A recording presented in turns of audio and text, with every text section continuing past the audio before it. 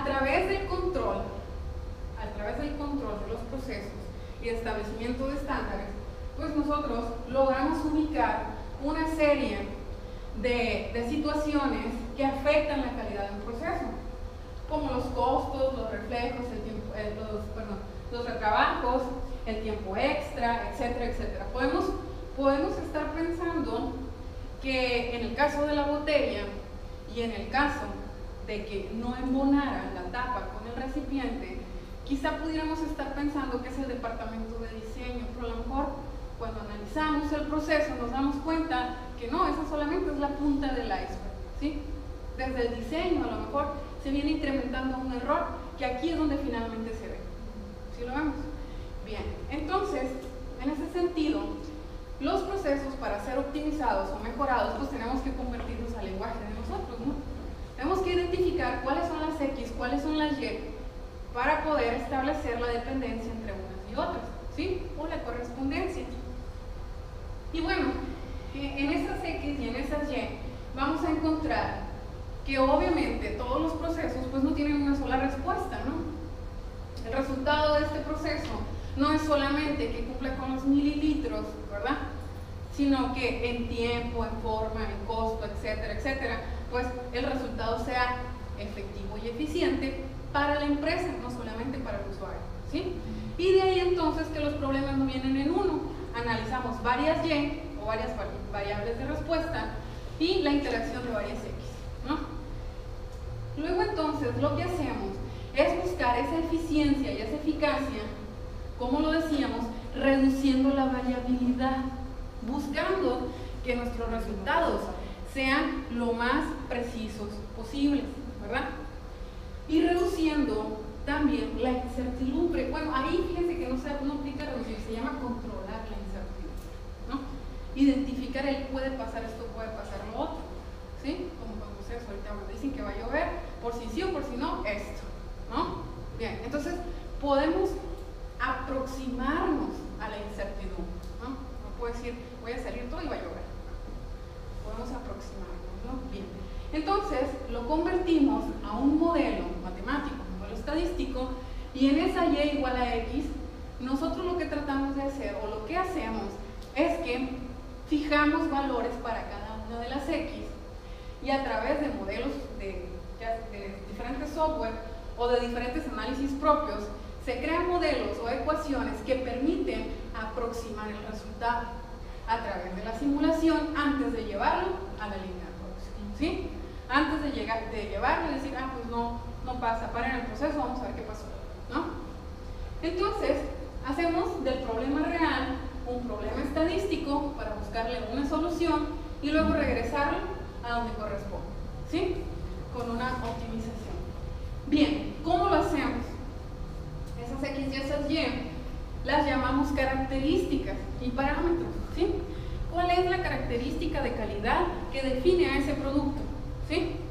Si estuviéramos hablando a lo mejor de algún prototipo, quizá el parámetro definitivo sería la dureza, ¿sí? La capacidad de un dispositivo para almacenar energía o almacenar información, ¿sí? Entonces se define la característica o las características de calidad de ese producto y luego entonces se definen las características, los factores de control y los factores de ruido, ¿sí? Las X que sí podemos controlar, en el caso de los pastelillos, 60 grados, tanto tiempo de batido, tal harina, tal esto, tal el otro, ¿verdad? Pero luego el sazón, ¿cómo lo medimos, por ejemplo? ¿No? Entonces, establecemos valores para esas características que sí podemos controlar, ¿sí? Tiempo, temperatura, velocidad, etcétera, ¿sí? Y para los que no podemos, lo consideramos, ¿sí? A lo mejor ahorita tenemos una sensación térmica de ¿cuántos grados será? 25, 5, ¿verdad? 3. Y entonces aquí será uniforme, a lo mejor en aquella esquina y en esta serán los 25, no lo sabemos, ¿no? Pero podemos hacer una aproximación, podemos decir que la humedad es tal en promedio y la temperatura tal en promedio. Con esos valores aproximados ya podemos manipularlos, ¿sí? y el poder establecer un comportamiento. O sea que tienen como unos valores establecidos para valorar o evaluar la calidad del producto que van a lanzar. Por Sí. decir, si están valorando, no sé, un 80% que lleva de ventaja ese producto para lanzarse a la venta, lo consideran como que es viable, y el otro 20% por decir no, algo así, como que tiene estandarizados los valores para lanzar un producto. Bien, vamos a clarificar un poquito. Si estuviéramos hablando de las variables de control de este producto, nosotros diríamos que lo más importante es que si aquí dice que son 500 mililitros, esta botella tuviese un contenido de 500 mililitros. ¿Están de acuerdo? Sí. Bien. Ese es el contenido. Es una de las variables de respuesta. Cada botella tiene que tener 500 mililitros. Perfecto. Pero otra característica, ¿sí?, es que obviamente la botella pueda contener esos mililitros. ¿Sí lo vamos? Entonces, si se fijan, la capacidad es la suficiente como para contener los 500 mililitros, pero se dan cuenta que hay ahí un sobrante, ¿no? ¿Sí? Ese sobrante, ¿sí?, puede ser planeado, puede ser preestablecido con el propósito de que estos 500, la máquina de llenado tiene un más menos. ¿Sí lo vemos? Ese más menos es 500 mililitros más menos a lo mejor 10 mililitros. Quiere decir que como cliente a lo mejor lo peor que me puede pasar es que me den 10 mililitros menos o 10 mililitros más. ¿Sí lo vemos? Entonces, ahora, esa es la variable de respuesta.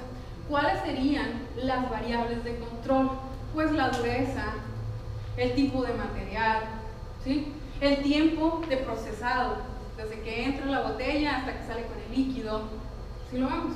La temperatura, no sé, esas variables que acabo de mencionar son características o son factores de control, tienen una unidad de medida y por lo tanto permiten que el proceso se lleve a cabo. ¿Sí lo vemos? Así son como funcionan más o menos. Entonces tenemos una Y y varias X. ¿Cuál es la idea? La idea es que antes de que esto esté aquí, nosotros a través de la modelación podamos hacer una estimación que nos permita decir, adelante, produzcanla, porque lo que va a pasar es lo que acabo de comentar. Que a lo mejor el contenido se desfasa o se queda corto en 10 mililitros, pero va a salir en tiempo y va a salir en forma. Bien, por ahí va, no sé si contesté la pregunta. Sí. Bien, entonces, en caso de que tenga menos y no tenga indicado el porcentaje de error. por lo regular, la mayoría de los productos, pero por lo regular, la mayoría de los productos en su etiqueta, en esas letritas que no alcanzamos a ver, tiene por ahí un rango, ¿no? La mayoría, sobre todo se ve más en los instrumentos de medición, que al final de la escala trae más, menos y esto, ¿no? Ese más, menos es la variabilidad que tiene, ¿no? Pero en teoría, cada producto viene registrado donde se nota mucho eso son los cereales o en las cajas donde hay, por ejemplo, harina. Y hay la advertencia de que este producto, al ser manipulado, puede bajar su volumen sin que eso afecte el peso porque está llenado con peso. Al alto vacío o algo así, ¿no? Donde lo he visto es en los sacos de cemento. En los sacos de cemento. 50 kilos al envasar. Al envasar, que esa es otra forma de También se protegerse. estaba colocando la expresión aproximadamente. Aproximadamente, que eso se lo encuentran en la mayoría de los productos que vienen en latas, Incluso dice aprox acá, ¿no? en un embarazo, ¿no? 40 más menos 2 semanas puede ser. 40 38 más, o 40. no son los resultados. Pues sí. ¿Entendiste? Si alguien se sintió aludido realmente. Bueno, bien. Ok, entonces, los procesos funcionan de esa manera, ¿no? Entonces, ubicamos qué es lo que estamos buscando, ubicamos qué variables sí podemos controlar y las que no, y empezamos a diseñar el experimento o a diseñar el proceso que va a hacer posible que esto esté aquí, ¿sí? Bien, cuando diseñamos el proceso, pues tenemos que partir del producto, ¿no? Entonces lo que estamos buscando en las propuestas de innovación es que ese prototipo o esa propuesta, desde su concepción, sea un prototipo que tenga eficiencia y eficacia suficiente para pasar el menor tiempo posible entre que fue creado y el escalamiento industrial. ¿Sí lo vemos? Es igual, otra vez, los 5 panecitos ahí hechos en su casa, salen muy ricos, entonces listo, vivo, replícalo, ¿no? algo así, Marinela, no sé, replícalo. Entonces, el menor tiempo posible entre uno y otro, mucho tiene que ver con la calidad con la cual fue concebido ese prototipo, es decir, con la certeza de que es un prototipo que fue generado para que las condiciones de repetitividad, reproducibilidad y confiabilidad persistan. Es decir, cuando nosotros tenemos el mismo resultado, ¿sí?, estamos hablando de que existe consistencia en el método. ¿Sí? Si ustedes lanzan y les cae ahí al aro de básquetbol y lo vuelven a lanzar y lo vuelve a caer, y de donde se pongan, lo lanzan y tiran, ¿verdad? O a lo mejor fallan de 10 una, por ejemplo, significa que tienen una cierta consistencia, ¿no? Pero con cierto margen de error. Exactamente. Entonces, cuando estamos diseñando, tenemos que buscar que cada uno de esos factores que ya les estamos fijando un valor exacto, cuando sean replicados, mantengan esa capacidad de repetitividad y de reproducibilidad, ¿sí?, para que sean consistentes y que luego entonces ahora sí se puede hacer el escalamiento industrial. ¿Sí? ¿Cómo lo hacemos? Identificamos las variables que hay que controlar, las variables de salida o de respuesta, líquido, luego desarrollamos el prototipo, es decir, desarrollamos el modelo estadístico. ¿Se acuerdan que hay diferentes distribuciones, verdad? Estadísticas. La de Poisson, la binomial, la distribución Z, ¿no ven? No ve que Yo no me sé. La normal, la T-Student, ¿verdad? La hipergeométrica, y pues por ahí, ¿no? Bueno, la idea es entonces que cuando nosotros estemos eligiendo el mejor modelo para crear esa propuesta, ¿sí?, elijamos o se seleccione el mejor modelo que represente o que sea capaz de predecir el comportamiento de esas variables, ¿sí? Bien, entonces, una vez que se elige, ahora si se lleva a cabo el diseño de experimento, hay varias metodologías de diseño experimental. Una de las más utilizadas es la metodología Taguchi, que se basa en conjuntos matriciales, ¿sí?, de arreglos grecolatinos por ahí, y en los cuales es capaz de predecirse el número de experimentos que hay que llevar a cabo para obtener el modelo optimizado. Es decir, cuántas veces tengo que lanzar para justo encontrar mi récord de lanzar y que enceste. ¿Sí lo vemos? Bien, entonces hablaba de repetitividad y de reproducibilidad. En términos de proceso, la repetitividad está sujeta a las condiciones.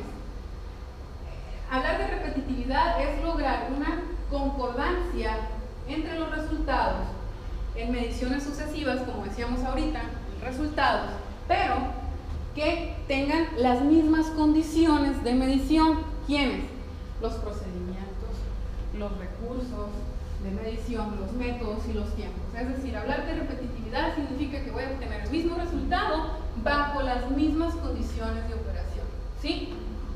¿Sí? Es mismo elemento, mismo horno, misma pesa, balanza, mismo, si lo vemos, las mismas personas, ¿sí?